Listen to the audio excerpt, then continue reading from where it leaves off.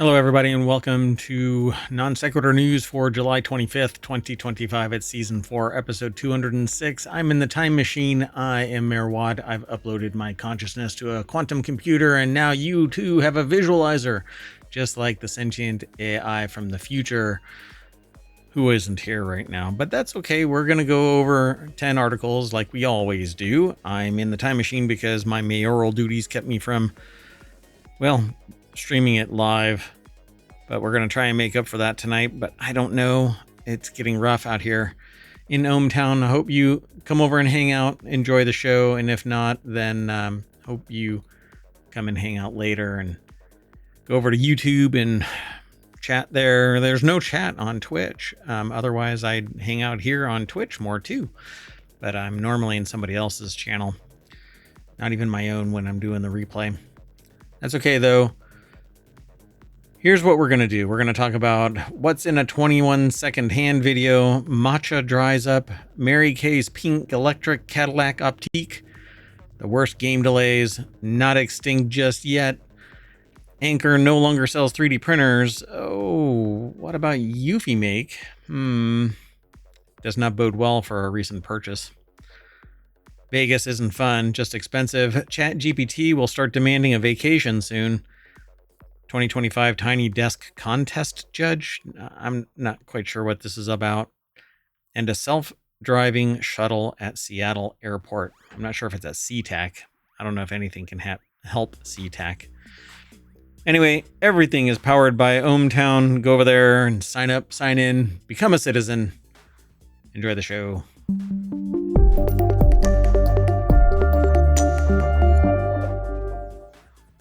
All right, folks. Let's get into it. This is ohmTown, but I'm in the time machine, so we're going to go back to, well, over to WarCrafters. A 21-second video of a hand ignites a sizzling debate over FPS tax sprint. Walking, sprinting, that's all we need, declared the prophet JuveYT, which is YouTube, a YouTuber with a bone to pick about how we sprint in shooters these days. In the 21-second video captioned, "My Battlefield 6 wish list," Juve makes a fierce case that Battlefield 6, and any other FPS for that matter, need not offer two different sprint speeds. Well, makes a case might be an overstatement. That's what the article says. He just insists that tax sprinting is bad while waving his hand around, but he brings such an unexpected fervor and heat to a minor topic that, yeah, I actually know exactly what he means, and, well, people are buying into it, I guess. So the article is by Morgan Park over at PCGamer.com. And says, walking, sprinting, that's all we need. Yeah, I don't know too many people that really, I mean, unless they intentionally are out for exercise, they don't kind of jog anywhere. Walking fast, I don't know, that's your standard speed kind of a thing. But, oh, God.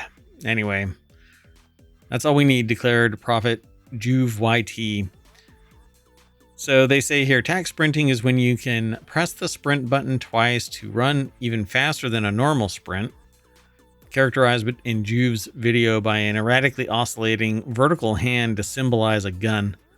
The mechanic first showed up in Call of Duty Modern Warfare 2019 and has since been adopted widely, most notably in Battlefield and Delta Force. This, and then in brackets, waving his hand steadily left and right in a walking motion, and then this, waving his hand downward in a sprinting motion. We're good. Juve continues in the video, but as soon as I see this, and then this, and then this, waves his hand vertically upwards, I'd want to play the effing game. So all we need is walking and sprinting. In fact, I would probably argue we're in the day and age where we could probably do depending on how far down the stroke of the key you are is your run. Or something similar to that, a different mechanic than what we've got. Because nobody is all or nothing all the time or nothing all the time. We have a range of movement. So why not give us that? I don't know, like on a jet, right? You have an accelerator that you can, or a throttle that you can um, increase or decrease. That should be your throttle as you're running based on the amount of energy that you have to spend. And everybody has like an endurance level, right? Maybe not in some FPS games. I don't know about um, Call of Duty and others like it. Anyway, article is interesting, so that's why I included it. It was offered up. All of these articles that we talk about are submitted articles. This next article is over on the Hatch Ideas channel because it's about business strategy transformation. World's thirst for matcha dries up global supply. Surging demand, smaller tea crops due to heat waves and U.S. tariffs on Japan are pushing up matcha prices. I'm luckily enough that I purchased a bunch of matcha before all of this BS happened. So Osmond Ria, or maybe it's Kia. I'm not sure how they pronounce their last name. That actually looks pretty refreshing. Look at all that cream in there. Ooh, that looks very tasty. Anyway, this is a BBC article over at bbc.com. And it says matcha's growing popularity is also linked to Japan's post-pandemic tourism boom, with the country's weak currency making it an attractive destination as well as boosting demand for Japanese goods. In the midst of the hype, demand for the powder is soaring. U.S.-based tea importer Lauren Purvis tells the BBC that her customers are seeing what was once a month's supply of matcha running out in days. Some cafes are even asking for a kilo a day. Do you know the street value of this matcha?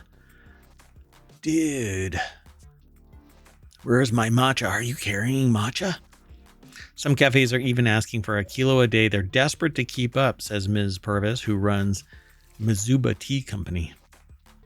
Traditionally, matcha, which is sought for its health benefits, caffeine, and flavor, is the product of centuries-old and highly specialized process. It's made from green tea leaves called tencha, which are kept under shade for weeks. That's how often they're being insulted. For weeks, they're being just crushed out under an onslaught of insult again and again. That's right. The Japanese are throwing shade on their tea. The step is crucial for developing the tea's signature umami flavor. Oh, yes. Oh, umami.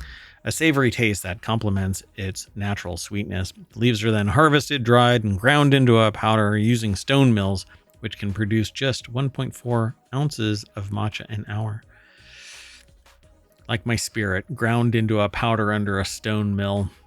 In the Kyoto region, where about a quarter of Japan's tencha comes from, hot weather has led to poor harvests, even as demand soars. I wonder how long it takes to grow tea. I'll have to look into it. I'm looking to grow something. So ohmTown's mayoral mansion has 6 and moving up to 9 eventually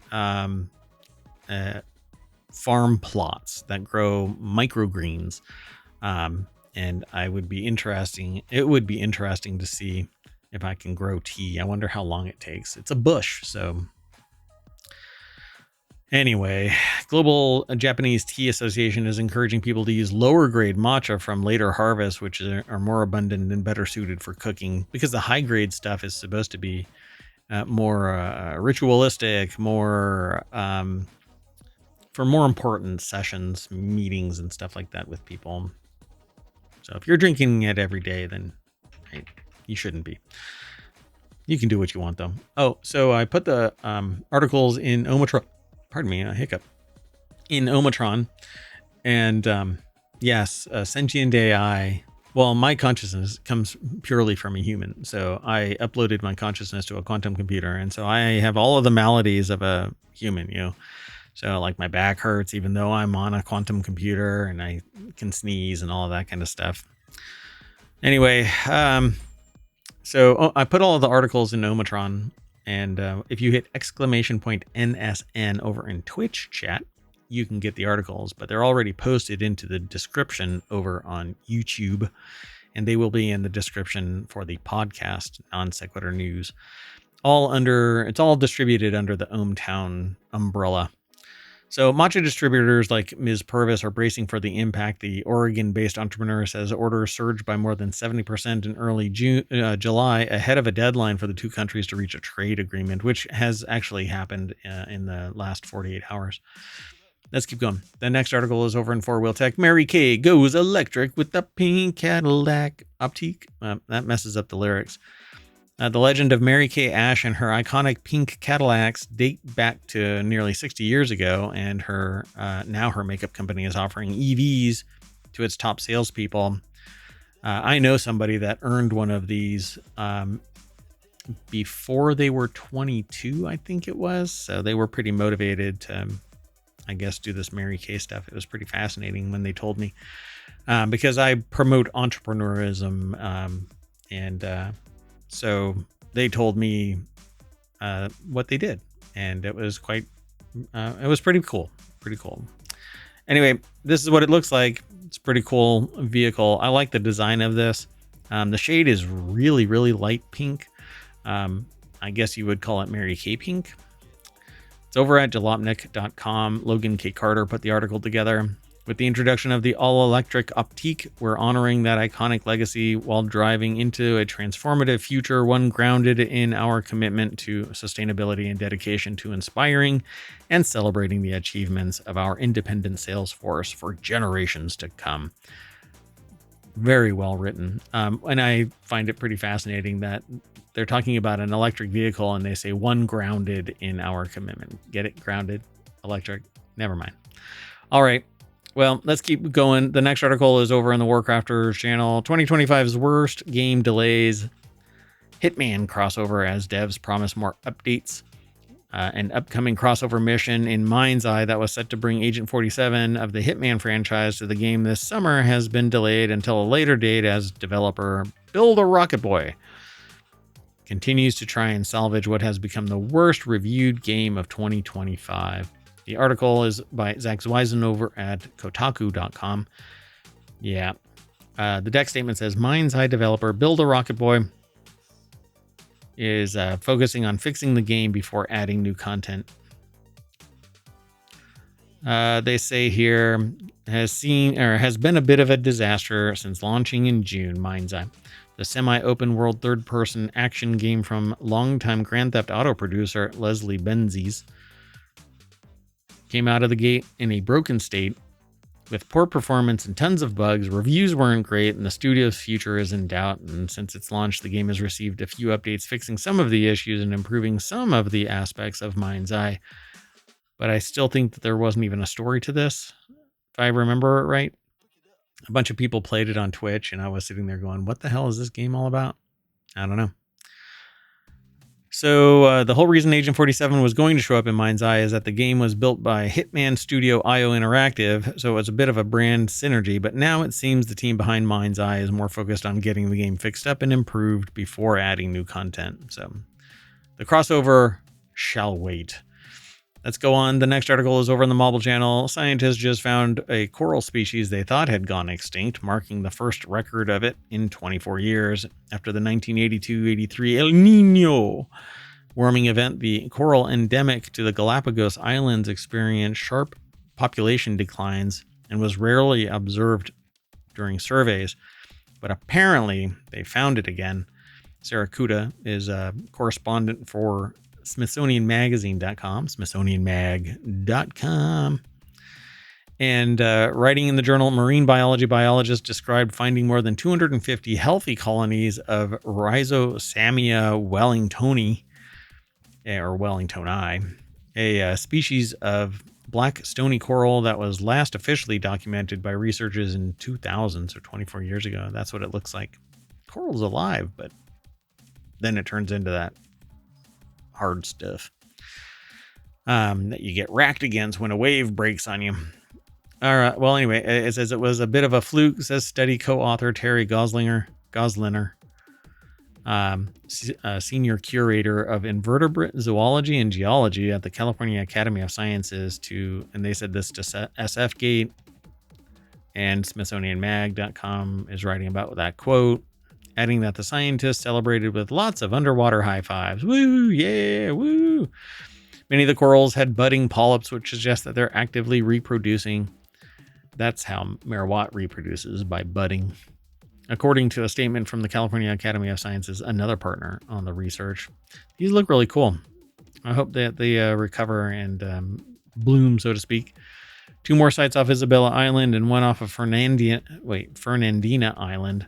At one of the locations known as Cabo Douglas, R. Wellingtoni had never been observed before, per Charles Darwin Foundation. The scientists found R. Wellingtoni in 2 different color combinations, black-purple and red-black. So pretty cool. They're only found in the Galapagos Islands, the volcanic archipelago located roughly 600 miles from mainland Ecuador in the Pacific Ocean, wherein they will promptly shut down their airports and not allow any docking should a pandemic occur. Moving on. The next article is over in Non Sequitur News. Anker's no longer selling 3D printers. In March, charging giant Anker said that it would spin out its 3D printer business to an independent sub-brand, stating that Eufymake would be continuing to provide comprehensive customer service and support. They're really busy with a semi-pro, I don't know, end user. I don't know what you want to call it, but they've got a UV printer that just hit a lot of money on Kickstarter. Anyway, the original 3D printers and Anker make M5 and M5C. There was an M6, I think, that was supposed to hit the market, but it pittered out, and people had given a whole bunch of money, and then it basically got turned into offsetting some future piece of equipment, and a lot of people moved over to this UV printer that's being released by Eufymake. It's pretty expensive, and it's got a lot of babysitting that you have to do still, but pretty amazing piece of equipment, if I do say so myself. Now, the 3D printing community is wondering whether that was all a euphemism for exiting the 3D printer business. I think that's true. Eufymake is no longer selling any 3D printer parts and has stopped selling some of the parts that it would need to provide anything close to comprehensive support. So, the article is behind a paywall over in The Verge, but anyway, I have some experience with this. I actually have I've got a ton of stuff that comes from Anker, from cables to chargers to a large, what do you call it? A power bank. Oh God, what do they call it? Anyway, so like I can hook up solar power to it, and I can plug it into the house, and it can charge the house, or provide electricity to the house, or to the mayoral mansion, I should say. Yeah, that's it. Anyway, with Anker or Anker bowing out and it not being called Anker Make, Eufymake is really Eufy, right? So just like Anker becomes Anker Make, Eufy is Eufymake. They actually have cameras and other things, but they crushed it on Kickstarter with this UV printer. So I'm waiting for that to be delivered, hopefully within the next couple of weeks, but I doubt it. It's probably going to be the end of August. All right, let's keep going. The next article is over in Stock Marketeers, which is all about the stock market, businesses and investing and things like that. But that hasn't really manifested as a show yet. It's just one of the 50 channels, and we're slowly growing it to 55. So Vegas is not fun anymore. $9 cups of coffee, pricier rooms are steering travelers away from the vacation mecca. It's become pricier by many measures, though officials point to a decline in international travel as the reason for a recent tourism slump. Can't imagine people not being invited to Vegas and not wanting to come to Vegas when there's so much going on. I'll say that. Charles Passy over at MarketWatch.com put the article together. So it says here that Vegas is not fun anymore, said Amrita Basson, a retail industry entrepreneur who has traveled there frequently for business as well as pleasure. Her pet financial peeve: the resort fees that the hotels charge, which she said can add as much as $50 a day to the tab. Such complaints are coming at a time when Vegas has seen a sizable drop in visits. In June, hotel occupancy fell nearly 15% versus the prior year. According to CoStar, a global provider of real estate data analytics and news, they were down 12.3% for the current month through July 19th. Vegas tourism officials don't deny that the city is going through a dry spell, but they say that it's reflective of tourism declines nationwide, particularly as foreigners hesitate to come to the United States. I think that this article is going to navigate this pretty well, but specifically, Hill said that the number of Canadian visitors has declined around 20% in Las Vegas, and that dovetails with a broader U.S. trend, which shows a decline of nearly 19% in visits by our northern neighbors. There is a lot more over here, but they kind of throw this one stat out here that I think is kind of amazing. There's a series of stats. $279 movie ticket, $9 cup of coffee, $100 buffet. A daily room rate in Vegas was $124.42 in 2015. Right now, it's $210, an increase of nearly 70%. And there's a lot more stuff here. I would go over and check it all out. Again, they repeat this $9 cup of coffee. So they say there's a reason that Vegas has a $9 cup of coffee, and that's those $10 steak dinner deals of yesteryear are largely gone. Vegas hotels no longer rely as heavily on gambling revenue. Those steak dinner deals were often loss leaders aimed at getting people inside to play the slots or hit the craps table. Because everybody loses to the house. The next article is over in Non Sequitur News. ChatGPT can find and book an Airbnb for you now because you basically have the ability to give it remote control. You want to find an Airbnb, all you have to do is say it to ChatGPT and it will book it. Alistair Barr over at BusinessInsider.com put the article together. So on a post on Twitter, Viswanathan described how she used ChatGPT, the pro version of it, to find an Airbnb in October, or for an October event. And this was her prompt. I want to find an Airbnb for event in this city in October this year. I want it for at least that Wednesday through ideally the next Monday. And I want it super nice, modern spot that is ideally walkable to the event. Tell me about the area nearby, and ideally it's walkable to coffee shops and things like that too. And I want it to have at least 4 bedrooms. Ideally. Anyway, she also helped ChatGPT do preparatory work by getting the chatbot to absorb information about her preferences up front. By the way, people, what I have switched to doing is using ChatGPT and other AIs as more like a team member than it is something that I need to command to get a particular result. And if it's not done on the first try, just go, oh God, AI is dumb. But that's not really how it works. You have to provide it ample information so that it can parse the world's data and then provide you an answer based on all of the context. And if it lacks context, then it kind of wanders off. So you have to front load it. So nowadays I treat it more like a business partner, a strategic partner, or an employee, not in one that I am teaching the operation, one that I am hoping will take over. And it's not lost on me that that's exactly what I think is going to happen in the future.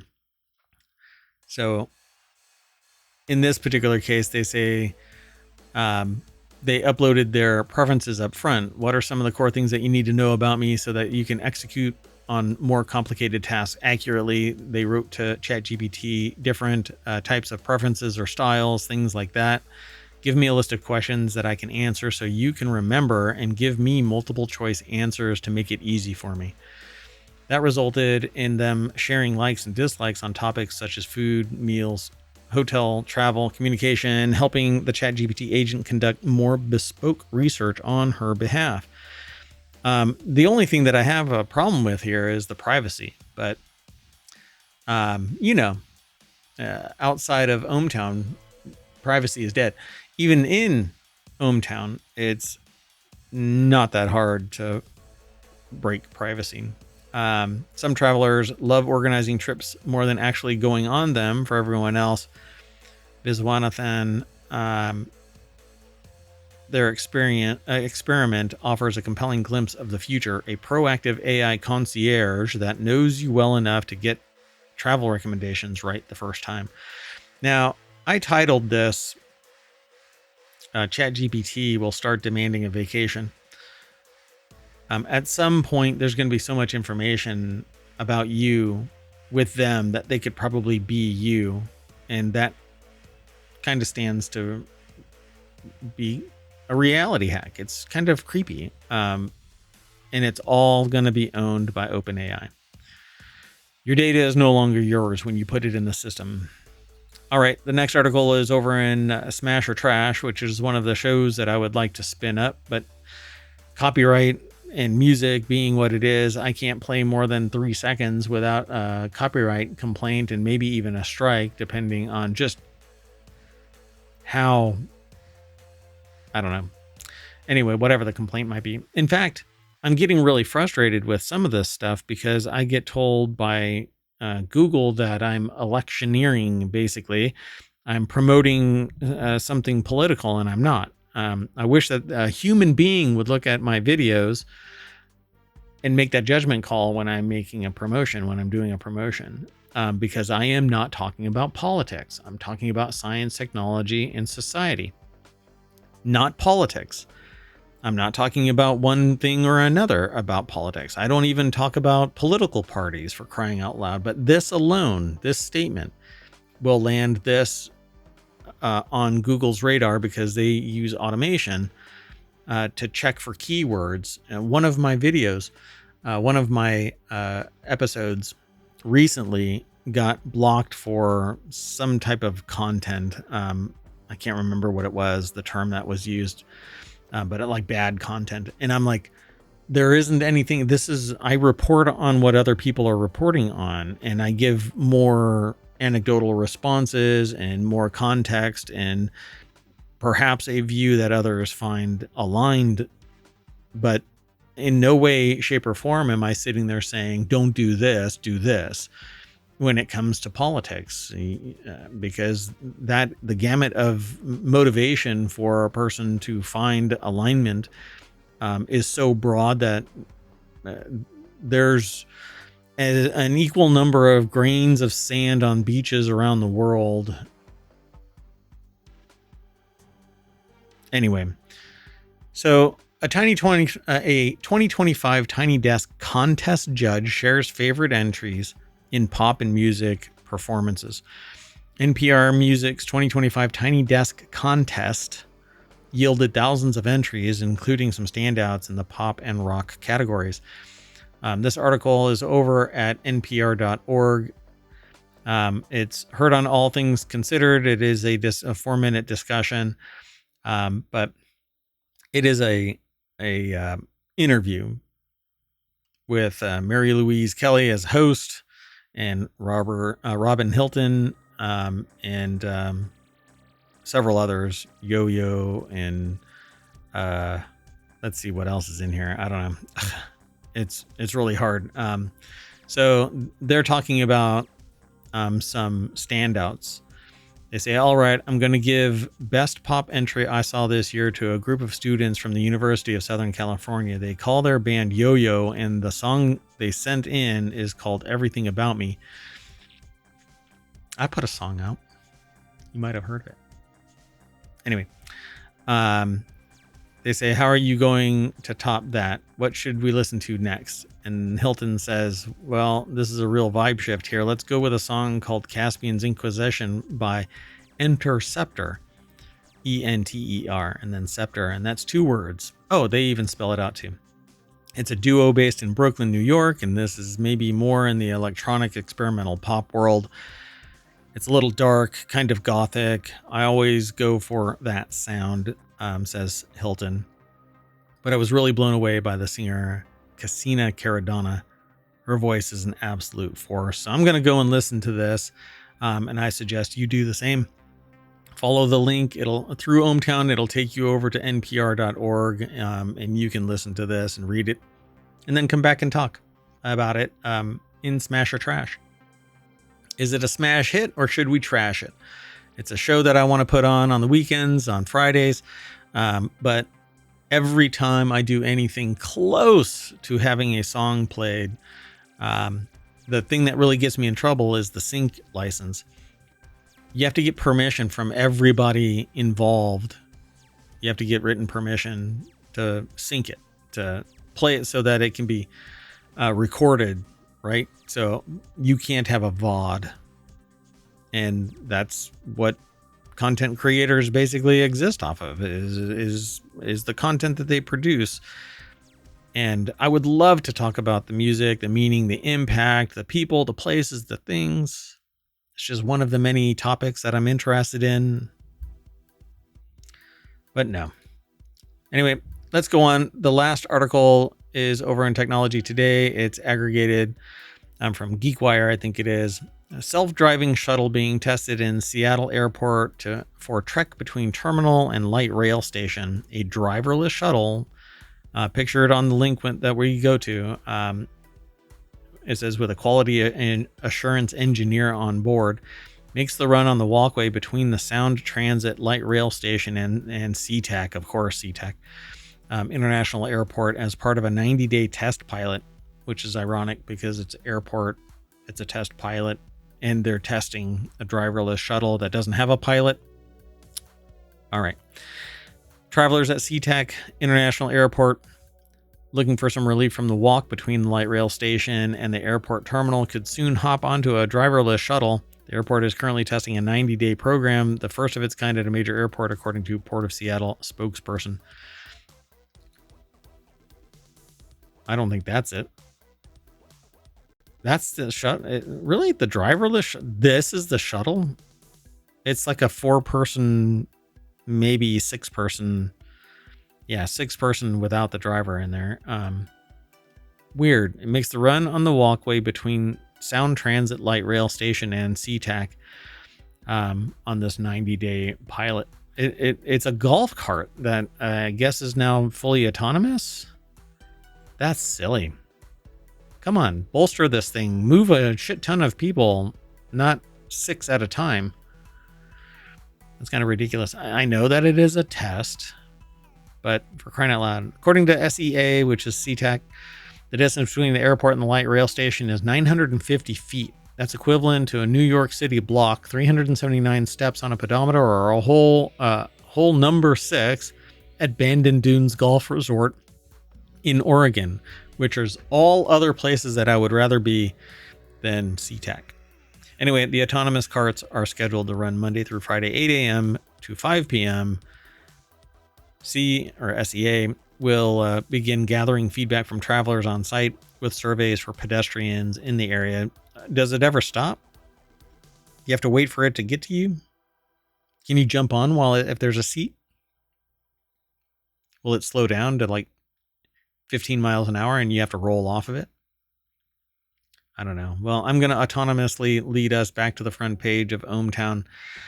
And if you want to see what ohmTown looked like on the 25th, which is the Time Machine's episode, or the date for today, all you have to do is set that date right there, dunk, the 25th. But you can go all the way back to 2020. Although there isn't anything really there anymore. I'm slowly removing everything prior to 2022.